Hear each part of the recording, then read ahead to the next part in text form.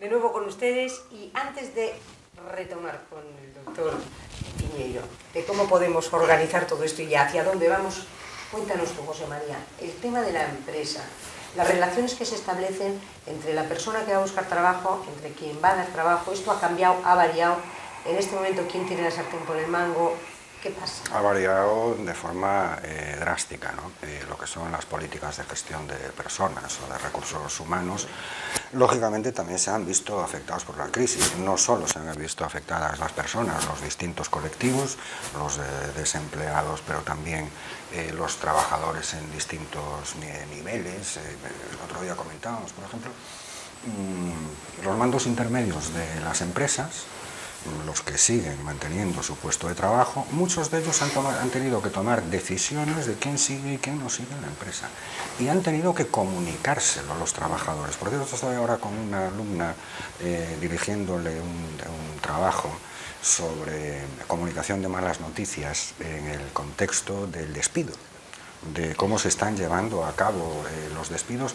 Lo que estamos intentando elaborar es un protocolo de actuación en los casos de despido en el trabajo. Lógicamente ha afectado muchísimo, no solo a las personas y a los distintos colectivos de distinta manera, sino a lo que son los sistemas de gestión de esas propias personas. Tú dices con respecto a esto afecta a las políticas de selección, de formación, de evaluación, de motivación, de liderazgo, de estrés, de la gestión del estrés laboral, de los riesgos psicosociales. Si la salud mental dentro del sistema político, del sistema de salud, es la hermana pobre, dentro del campo de la prevención de riesgos laborales, la hermana pobre son precisamente los riesgos psicosociales, y sobre todo los riesgos psicosociales emergentes derivados del subempleo, la inestabilidad en el trabajo, la sobrecarga en el trabajo. Las encuestas europeas y nacionales de condiciones de trabajo están señalando reiteradamente la sobrecarga en el trabajo como el principal estresor laboral en este momento, y el subempleo del que hablábamos, un empleo bien en un nivel inferior a tus competencias, o con un régimen de dedicación por debajo o de menor duración de lo que a ti te gustaría, o condiciones contractuales, legales, por debajo de lo que sería lo normal en un contexto determinado, en un momento determinado. Con respecto a las políticas de selección, por ejemplo, es muy evidente, ¿no?, cómo ha influido. Hay un modelo que analiza el juego, la dinámica que se produce entre las dos partes que intervienen en un proceso de contratación, el ofertante de empleo y el demandante de empleo. El modelo de Porter, Lawler y Hackman analiza precisamente esta dinámica entre conductas atractivas y selectivas que se da por cada una de las dos partes, contratante y solicitante, porque a veces la gente piensa que, bueno, la sartén por el mango la tiene el contratante, el ofertante de empleo, y el demandante no tiene el mango. Esto no es verdad. En un contexto como el actual, sí, pero en un contexto, nosotros llegamos aquí en el mejor de los momentos a un 8% aproximadamente, habíamos llegado de paro, si no recuerdo mal, había sido un poco, ¿no?, nuestra tasa más exitosa. En un proceso de selección de personal, quien solicita un puesto de trabajo está seleccionando empresas, ¿vale? O sea, una persona termina un proyecto formativo y comienza a buscar trabajo, a enviar currículums y a hacer una serie de cosas, está seleccionando empresas.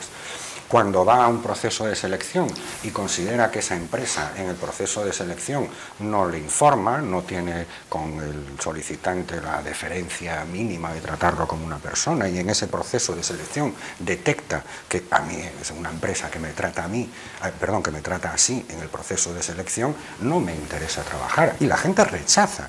En condiciones normales, por decirlo de alguna forma, rechaza empresas. Quiero decir que no es verdad que solo el empresario, el que ofrece el puesto de trabajo, toma decisiones con respecto a la otra parte. La otra parte toma decisiones con respecto a qué empresa quiero trabajar. Lógicamente, este juego de conductas atractivas y selectivas por ambas partes en este momento está enormemente desequilibrado, porque la capacidad que tiene el que busca trabajo de emitir conductas selectivas con respecto a dónde, cómo, con quién trabajo, en qué condiciones, es mínima. En el contexto de la selección de personal, por ejemplo, se ha producido en los últimos años un fenómeno curiosísimo que no había ocurrido nunca.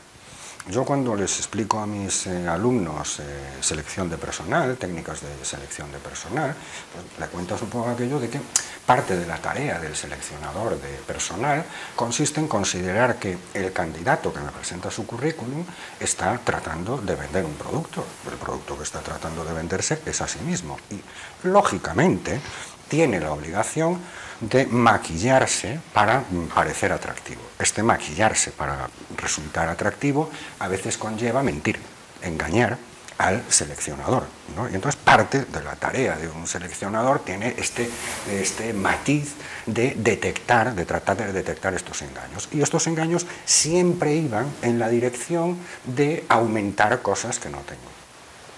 Nivel básico de inglés, nivel medio, nivel informático de nivel medio, incluso puedo poner un cursito, un curso que había empezado, pero pongo que lo he terminado, este tipo de cosas.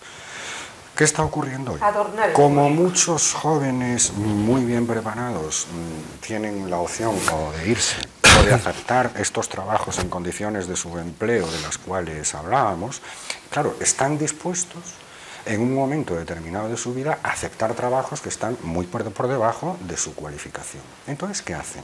Omiten la realización de cursos, de másters, de carreras, etcétera, porque son conscientes de que el empleador se va a pensar dos veces y además tiene su lógica, o sea, esto es comprensible por parte del empleador, porque si yo te contrato a ti y tú, tu perfil está muy por encima de los requisitos del puesto.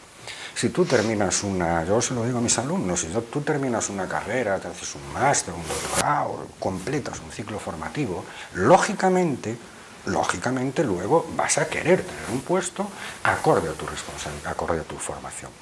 Si no lo tienes por estas circunstancias y estás dispuesto a aceptar otro, desde el minuto cero vas a estar pensando en las opciones que tienes de irte a otro sitio. Lógicamente esto puede generar, habría que considerar otra serie de factores, pero esto puede generar una situación de desestabilización de la plantilla, de la empresa y tal. Entonces los empleadores son reacios a coger gente en sus empresas por encima de tal, sobre todo cuando hoy en día tienes todas las opciones posibles y puedes coger a quien te dé la gana. Entonces la gente está, insisto, maquillando sus currículums hacia abajo. Es un fenómeno, insisto, que ha aparecido hace 4 telediarios, o sea, esto hasta hace 2 años no ocurría, ¿no? Sí. Sí, yo quiero hablar de un fenómeno que nos ha comentado, es la globalización también de la selección. O sea, estamos en un mundo universalizado, globalizado, y curiosamente tienen información, a pesar de que las personas que tienen pues un determinado tipo de currículum y bueno, pues una cierta relevancia dentro de su profesión, curiosamente lo que se denomina cazatalentos y que está tanta polémica en estos días, ¿no? Desde el punto de vista de que determinada persona le han seleccionado para esto, curiosamente es que existe a nivel internacional. O sea que muchas veces una persona que está ejerciendo de profesor en la universidad o está ejerciendo, tienen un currículum perfectamente claro sobre cuáles pueden ser los objetivos con ese profesional y se le hacen ofertas. Y yo voy a aprovechar para también unirlo a la problemática. Recientemente está ocurriendo de que a muchos de los que hemos estado en cargos de alta responsabilidad en su momento, se nos está ofreciendo por parte del sector privado un incremento salarial importantísimo, entre el doble y el triple de lo que se percibe actualmente, con objeto de descapitalizar el sistema público. Es una estrategia. Vamos a ver, en la actualidad en España, desde el punto de vista de la sanidad, hay 2 grandes multinacionales. Una es una multinacional suiza que se llama Capio y que es la expresión de los fondos de inversión internacionales, y otra es USP, que es de fondos de inversión norteamericanos. Estos son los que dominan prácticamente la inversión en Europa en el área privada. Después van anexas una serie de, digamos, corporaciones o empresas españolas que tienen lazos internacionales con esas multinacionales. Entonces estamos en en plena etapa de buitrazgo, en el sentido de que cuando un sistema público está con riesgo, bueno, pues el director de Capio no tiene ningún rubor en comunicar hace poco en una entrevista pública un domingo diciendo de que efectivamente que si el sistema sanitario español digamos naufraga, ellos van a obtener beneficio. Y entonces, ¿qué es lo que ocurre? Yo, por ejemplo, he recibido una oferta con el triple del salario, pero no solo referido a eso, sino, por ejemplo, el año pasado también ocurrió una oferta para marcharse a Nueva York, a la Facultad de Medicina, para el enfoque. Yo soy médico social y me he formado en medicina social, soy defensor a ultranza de la medicina social.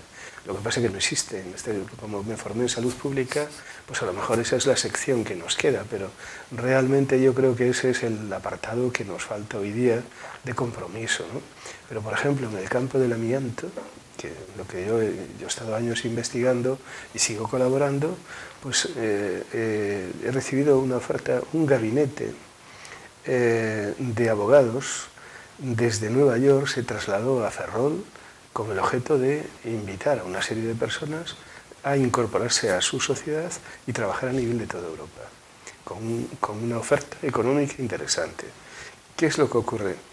Si nosotros los que trabajamos en el sistema público no tenemos una ética y una moralidad y defensa de lo que es en sí el objetivo social del trabajo que realizamos, claudicaríamos ante este tipo de cuestiones. Y yo tengo amigos que lo han hecho y lo están haciendo, pero el objetivo de la sanidad en concreto, de la externalización hacia sistemas privados, está clarísimo de que va a ser, por un lado, y hay evidencia científica, más caro, pues alrededor de 100 euros per cápita, o sea, por habitante, más caro la asistencia sanitaria, a pesar de lo que se diga.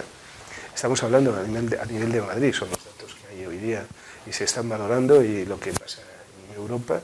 Y por otro lado, vamos a tener una cuestión de que cuando no interese, pues como ha pasado en Valencia, Rivera Salud, donde bueno, pues era una serie de... estaba la banca valenciana y todos estos que han naufragado de forma estrepitosa, pues curiosamente llegaron a tener deudas de gestión de hospitales, uno recientemente de 86 millones de euros, pero es que lo más grave es que otro fue 1.200 millones de euros de deuda, hospital privatizado. Y cuando se está vendiendo un poco la idea de que no se quiere privatizar la salud, la sanidad, sino que se quiere privatizar exclusivamente la gestión. Sí, esta es la externalización que hablan.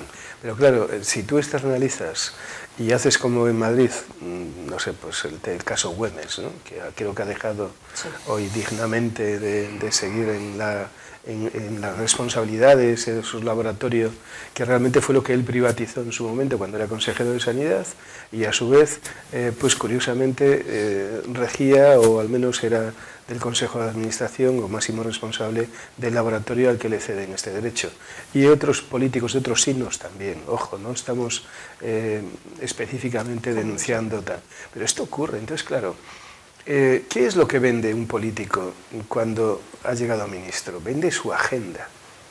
O sea, no es porque sea más inteligente, y esa es la oferta que ellos tienen de multinacionales, o sea, como le pasó al señor Urdangarín, o sea, es porque vende su agenda, sus contactos. Esto es lo que vende, no vende nada más, porque seguro que no tiene ni más preparación, ni más formación que un profesor de universidad, o que un gran, digamos, profesional del sistema público. Estoy absolutamente convencido, pero tienen agenda. Y levantan el teléfono y entonces eso cuesta dinero. Y esto es lo que hay, esa globalización está conllevando, además estamos en manos, o sea, que nadie se engañe. Nosotros a día de hoy debemos 236.000 millones de euros a Alemania. Así, dato exacto de la fundación, hay una fundación europea y tenemos un observatorio a nivel internacional que está haciendo un seguimiento de impactos de salud en función también de las deudas y de lo que está ocurriendo con la salud en diversos países.